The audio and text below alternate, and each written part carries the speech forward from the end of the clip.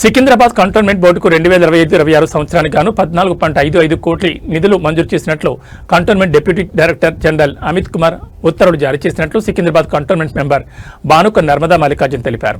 మంగళవారం ఏర్పాటు చేసిన విలేకరుల సమావేశంలో దేశంలోని 48 కంటోన్మెంట్ బోర్డులకు 221 కోట్ల నిధులు మంజూరు కాగా అందులో సికింద్రాబాద్ కంటోన్మెంట్ బోర్డుకు 55 కోట్లు మంజూరైనట్లు ఆమె తెలిపారు.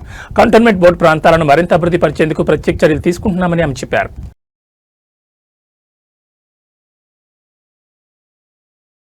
అందరికీ హోలీ శుభాకాంక్షలు తెలియజేస్తున్నాను. ఈరోజు సికింద్రాబాద్ కంటోన్మెంట్ బోర్డుకు 14,54,00,000 గ్రాంట్స్ రిలీజ్ అవ్వడం జరిగింది.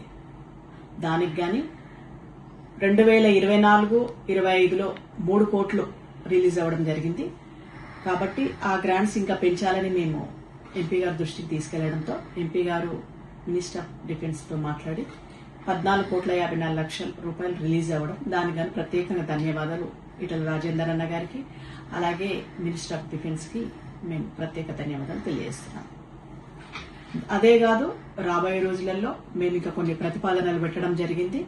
ఆ అమౌంట్ కూడా వస్తుంది. దాన్ని కూడా ఒక వారం రోజులలో మీకు ప్రెస్ సోదరులందరికీ తెలిసి మేము అది కూడా మీటింగ్ పెట్టడం జరుగుతుంది. డెవలప్మెంట్స్ కోసం మేము చేసే ప్రయత్నాలు మేము ఏమేమి చేస్తున్నాం అనే విషయం మీ అందరి దృష్టికి, ప్రజల దృష్టికి తీసుకొస్తామని తెలియజేస్తున్నాం.